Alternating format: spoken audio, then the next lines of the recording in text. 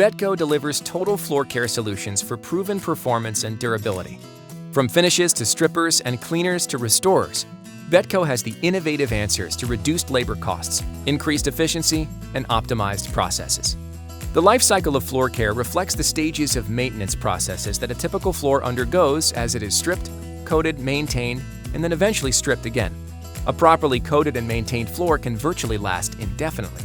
Most floors, however, are subjected to excessive traffic and soils and a less than adequate maintenance program. This causes the life of the protective coating to be shortened dramatically. This video addresses the second phase in the life cycle of floor care, interim maintenance. When routine maintenance no longer produces the desired appearance level, it will be necessary to move on to the next phase of the life cycle of floor care, interim maintenance, commonly called top scrub and recoat. Let's get started on the proper procedures for interim maintenance. When working with any cleaning chemical, remember to wear the proper PPE and follow all other health and safety precautions. Lastly, before starting any work, place the appropriate wet floor signs in areas to be cleaned. Prepare the floor per regular maintenance practices, such as dust mopping and removing any large debris before top scrubbing. Now you're ready to begin the scrub and recoat process. Top scrubbing can be performed dry if using orbital technology with a maroon pad, and the soil load on the floor is minimal, making sure to rinse floor of residue before coating. If soil load is heavy, we suggest using a damp or wet top scrub method. To damp top scrub with orbital scrubber, attach a maroon scrub pad to the appropriate orbital equipment filled with cool water and scrub the area, making sure that an even layer of finish is being removed. If glossy spots begin to appear after scrubbing, slow down or check the pad, as it may be time to change it due to finish loading. Once the area has been sufficiently top scrubbed, either with damp or dry method, rinse with warm water to ensure all residue has been removed before applying finish. This rinse can be accomplished with an auto scrubber or mop and bucket. If performing a wet top scrub, fill the auto scrubber with cold water and Betco Best Scrub or Daily Scrub SC at appropriate dilutions. Attach a green, blue, or maroon pad to an auto scrubber to top scrub floor. In the wet scrub procedure, we recommend a double scrub to ensure all embedded soil is removed. This is accomplished by applying the top scrub solution with the squeegee up and the vac motor off over a section of the floor, allowing the solution to dwell as you scrub the area. As you begin the second pass, drop the squeegee and turn on the vac motor. Pick up the solution and then check the floor for a consistent look. If there is still embedded dirt and discoloration, the floor most likely needs to be stripped.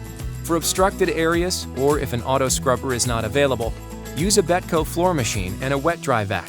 Apply the top scrub solution with a mop and bucket. Scrub the floor with a standard floor machine using a green, blue, or maroon pad and recover the solution with the wet-dry vac. Next, perform a detail rinse with warm water to ensure all soils and old finish are picked up before applying new finish. The detail rinse can be accomplished with an auto scrubber or a mop and bucket. If the floor is clean, you are ready to apply new finish. Allow the floor to dry. A fan may be used to speed this process. Check the floor with the palm of your hand to be sure there isn't any residue that may interfere with the new floor finish. If a white powder comes off on your hand, you will need to detail rinse again.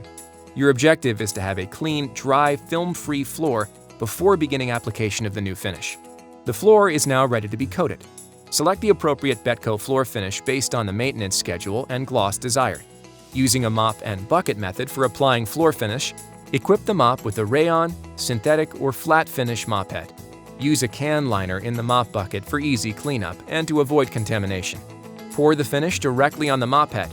Remove the mop and wring slightly to avoid heavy spots and begin coating the floor. There are different techniques for applying the finish, but we recommend the following. First, box out the area to be finished, but no larger than 8 feet by 20 feet.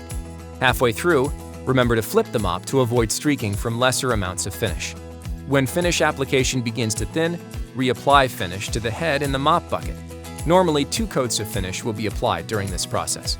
Keep the first coat about 1 tile's width away from the wall, and then coat all the way to the edge on your second coat. After 10 minutes of drying, you can increase the airflow in the room by using a floor fan. Position the fan toward the ceiling to circulate the air. Conventional floor finishes will require approximately 30 minutes to dry under normal temperature and humidity conditions. Elevated temperature and humidity may extend the dry time. Let's review what we have demonstrated. When a floor doesn't respond anymore to spray buffing, burnishing, or other routine maintenance, it's time to remove and replace the top dirty layers of finish. Remember the steps we perform during interim maintenance. 1. Prepare the area to be scrubbed. 2. Prepare equipment and chemicals, if using the wet method. 3.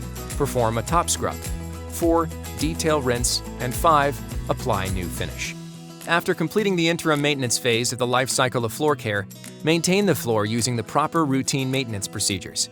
By using the proper routine and interim maintenance procedures, we can extend the time before or eliminate the third phase of the floor care cycle, called restorative maintenance or total strip out.